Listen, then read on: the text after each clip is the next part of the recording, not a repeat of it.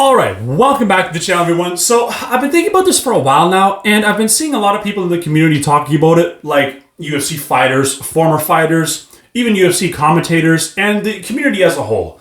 And the talks have been increasing in frequency because of Chimaev's fight week. I think it's 2-3 weeks away.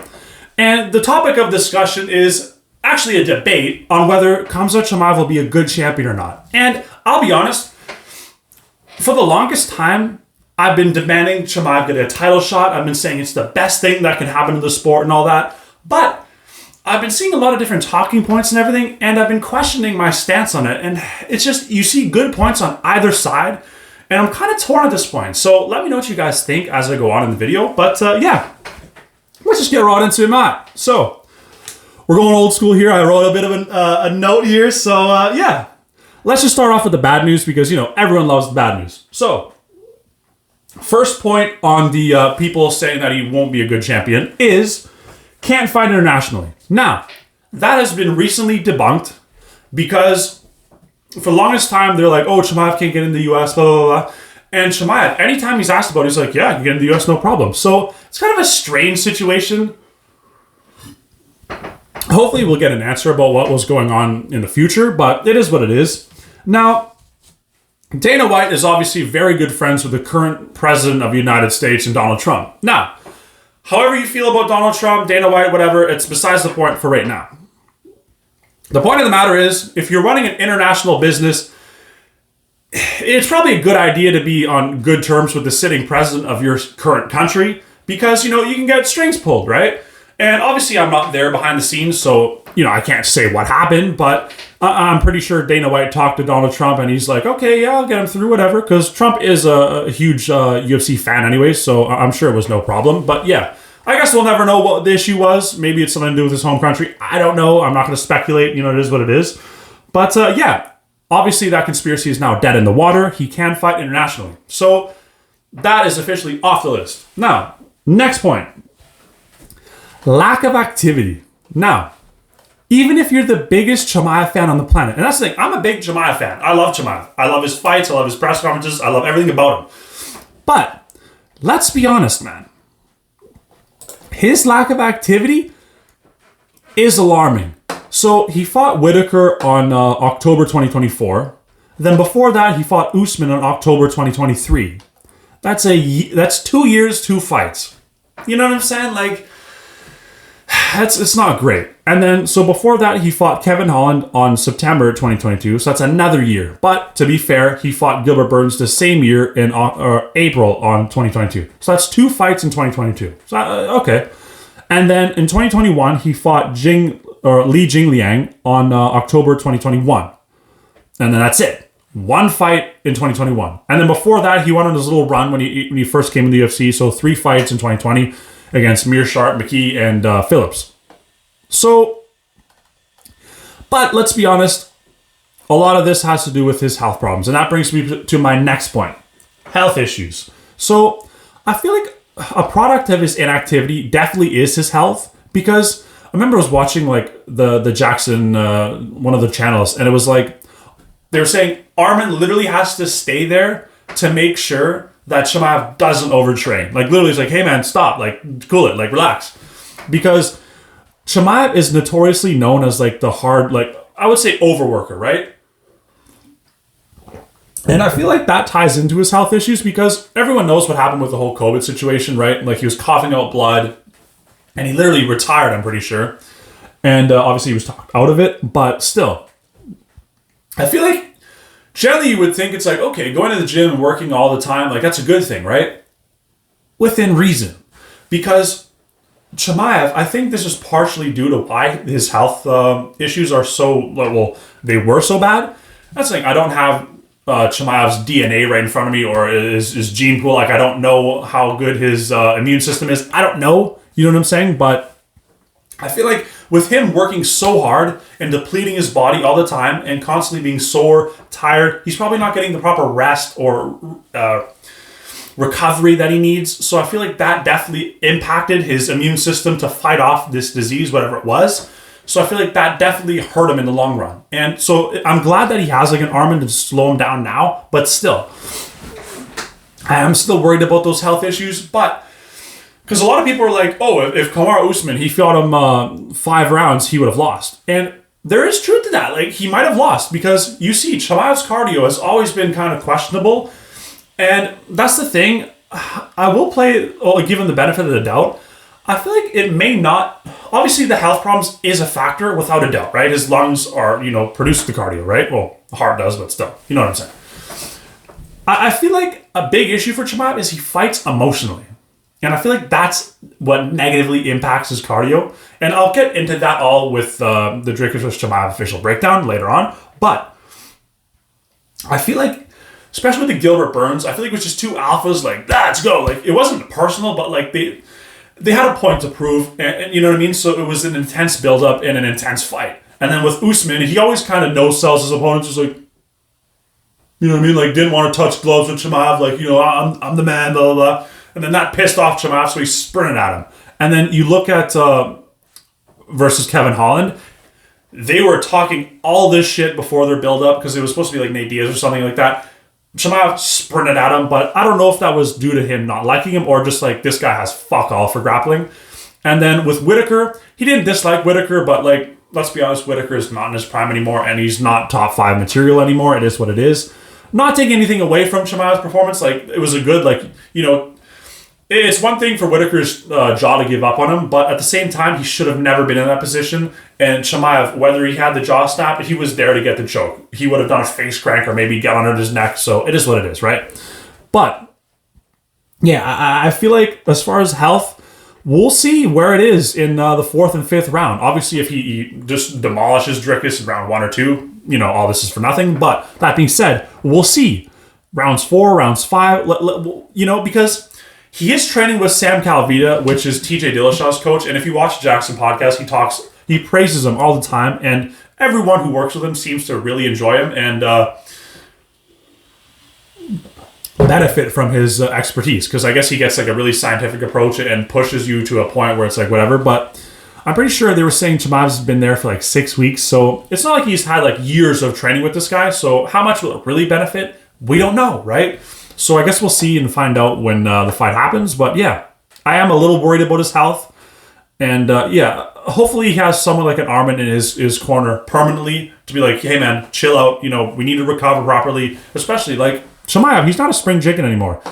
He's 31. You know what I'm saying? So he has to take a bit better care. Obviously 31s are old, but you have to take it a lot more serious and do these proper recovery techniques and all that, because it's good that he wants to get in there and train and improve, but within reason, so hopefully he looks or takes better care of himself in the future. But yeah, I guess we'll find out where his cardio is, whether he has the 5 rounds. But I think with Dricus' mind games, it's going to be emotions will be a factor in that fight. But a story for another day. Now, my next point is not around forever, early retirement. Now, I say that because I made a video a while ago about Kyle Bahayo saying that Chimaev might retire early. He's been hearing rumors that if he wins the belt, he's done. And that's the thing. If you remember earlier on in Chimaev's career, it was like, smash everybody, kill everybody, I want to be the best, blah, blah, blah. Like going crazy, right? And then as time went on, he was more like, oh, I just want money, brother. I just want to fight for money. I just don't give a shit about belt. I just want money. And you see that mentality shift, and it's fine. You know what I mean? Like, not everyone has to be the GOAT or whatever, but it just leads me to my point of, I kind of believe Bahayo, maybe because they've trained before, he has inside sources, I don't know, but I'll be honest, it would not surprise me if Chimaev gets through Dricus and retires. I would not be shocked. Well, I can't say that. I will be like shocked in a sense, but not like, whoa, what? Like, you know what I mean? Not mind blown, right? Because, like I said, it all depends on where his health is at. And not only that, I think Chimaev's been making a lot of money. He's already a huge star. He's already has all these different sponsorships and deals. So I don't think he's fighting for money at this point. But it all just depends because, with his mentality, if he doesn't care about becoming the best or the GOAT or getting the most title defenses, it is what it is. You know what I mean? Like, he doesn't have to stick around forever. You don't want to, like Poirier was saying, you don't want the sport to retire you. You want to retire from the sport. So it is what it is. But it goes back to my point. I can't see Chimaev fighting at like 36, 37. Like, you know what I mean? At most, he might call it quits at like 33 to 35. Anywhere between there, I'm not a betting man, but if I was, I'd bet that, because I feel like Chimaev's at the point where, I don't know, like I said, with this whole mentality shift, does he care about pursuing a 205 belt too? Does he care about being a champion or a double champion? I don't know, And a lot of this predicates on whether he beats Dricus. So, like I said, a lot of this video is just speculation, but you never know. And then my next point for the, all these points are just talking points from the people who are saying that he won't be a good champion. So their next point is not fighting proper contenders. Now, I'm pretty sure the argument is, it's like, okay, will Chimaev be a workhorse like DDP, where DDP is like, yeah, who's the toughest? Yeah, Chimaev, give me him. A lot of people are saying that, let's say Chimaev demolishes Dricus, right? For the sake of the argument.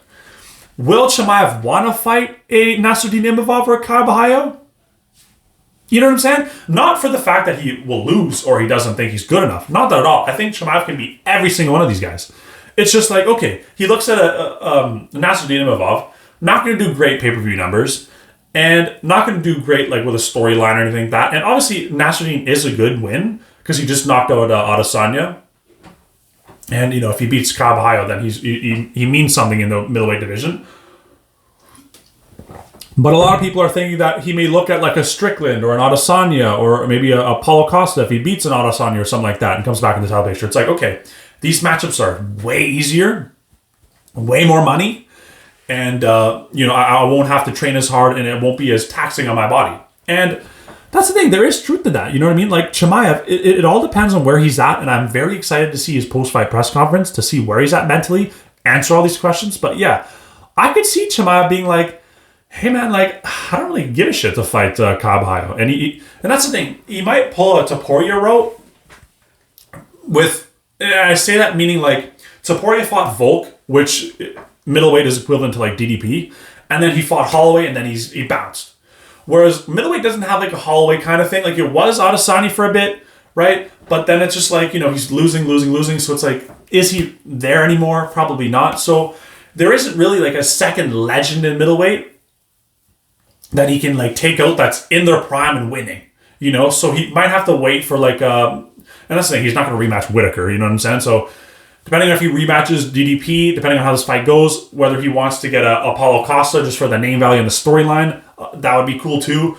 But I don't know. I can't see Chimaev ducking anybody, but I feel like he's going to play his career very smart, where it's just like, I'd rather fight an Adesanya coming off a win against Costa or someone, and then get that as like a legend under my belt as opposed to like a Imavov or a Bahayo, right? So yeah, it all depends on what Chimaev's intentions are moving forward. And if that's the thing, if he walks away with the belt, then you know what I'm saying, all this is for nothing, like I said multiple times. But yeah, now that's kind of like the end of my bad or talking points, and yeah, I'm sure there's many more, but like that's just the ones I want to cover in this video. Let's go to the good ones. Now, the good ones is, first point, huge star. And that's the thing. He's huge in the Middle East, huge in Russia. That's the thing, not only just the Middle East, like Muslim countries in general. Like he has a huge Muslim fan base. And that's the thing. I feel like for Chimaev, I would like, obviously he's going to fight in Abu Dhabi or whatever, right? If he stays around. And that'd be a good thing because, keep building his fan base over there. But what I want him to do is go fight in obviously he's fighting the US now, I get that, but fighting the US again, and then fight in like Europe or maybe Australia. Build your international fan base, because we know you have the Middle East and like, we know you have a huge following there. For Chimaev, I'd like him to fight more like in these different spots, because that's the thing, you want to grow internationally. It's great that you have that fan base, by all means. You know what I mean? It's a very good fan base to have. But I feel like he should definitely play his cards right and ask to go more in these different spots to build himself up even more. Because that's the thing, the UFC is not a career, it's an opportunity. So you want to make the most out of it. And not only that, I feel like with Chimaev's lack of activity and just kind of like lack of presence in online recently, like let's say someone talks shit about him, like he'll write one or two things on Twitter, but as far as like regularly interviewing, like he's kind of like doing his own thing. So I feel like that's definitely hindering a bit of his star power. That's the thing. Obviously, he's still a huge star, but I'd like him to do more rounds in the media and just get the people back on his side from like the Western Hemisphere. You know what I'm saying? So yeah. And that's the thing too. I feel so bad for DDP, man. Like, there's really nothing wrong with DDP, but he just doesn't get the love he deserves. Like I said, he's like the Volk of 185. You don't know what you have until he's gone. Once DDP's gone, I feel like then people are like, holy shit, we had one of the greats. You know what I mean? Because everyone knows, like, with his resume, like, a blind man can see he has good names on his resume, right? But for whatever reason, he's not translating as a star. Like, Chimaev has way more star power than him. I don't know why. Because Dricus, he fights his ass off. He calls out the toughest competition. He actually is really good on the mic too. Like, he literally breaks down Strickland and Adesanya before their fight. Like, who else is doing that? You know what I'm saying? Like, aside from like a prime McGregor? You know what I'm saying? Like, who's systematically, like, mentally destroying these guys? And that's the thing. Chimaev has to be really careful with this because Dricus is going to implement that immensely in their build-up. But obviously, that's a story for another day. But yeah, DDP should get a percentage of the losses anytime someone bets against him, because even now, like, he's the most discredited, disrespected, because it's like, oh, his style's goofy. And that's the thing. I wish DDP got more love. But let's be honest, Chimaev has a much higher ceiling than Dricus, especially if he wants to go pursue a double champion. And I don't know how that's going to work with Ankalaev. I don't know if he's kind of like one of those guys who's like, oh, you know, we're kind of similar, we're not going to fight or whatever. I don't know. I hope that Chimaev will be willing to go up and fight Ankalaev or something like that and get the double champion status, but you never know, right? But yeah. Chimaev obviously has a much higher ceiling, and like I said, with the whole matchups as well, you know, Adesanya, Paulo Costa, and that brings me to my next point.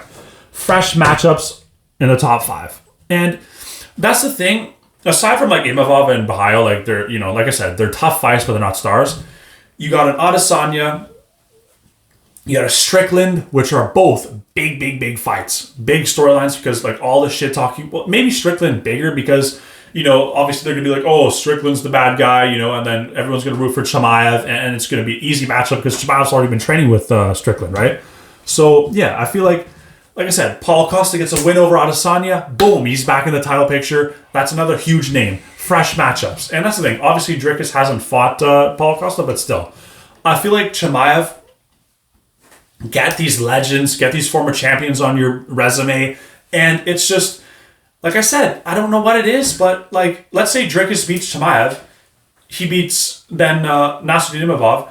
Obviously, he can do the rematch route, but you know, I hate how little, maybe not respect, but like love that Dricus gets. You know what I'm saying? Because that's the thing. There is fresh matchups for Chimaev, but that being said, it's just like, will he do a better job promoting than Dricus? I don't know. You know, I think it depends on the dance partner, but yeah.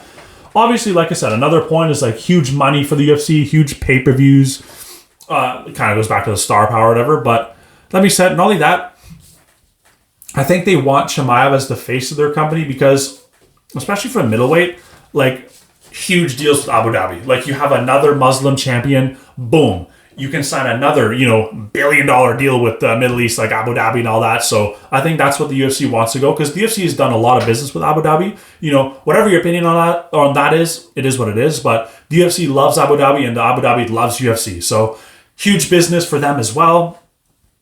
And yeah, I just think that Chimaev as well, he has that undefeated record as well. That's another point. The undefeated record, so that's a huge thing for the casual. It's like, well, he never lost. You know what I'm saying? So yeah, I don't know. I'm kind of torn, but, you know, as much as there are more points on the bad side, I still think Chimaev being a champion will be a good thing. But, you know, there's a lot of circumstances and moving parts that need to align for that to be the case. Because, yeah, lack of activity, you know what I'm saying, the health and all that. We'll have to see what's what, but like I said before, let me know what you guys think. What are you guys' opinions? What are you guys' thoughts? Do you think Chimaev will be a good champion or not? And, yeah. Like and subscribe. Thank you guys so much for watching, and peace.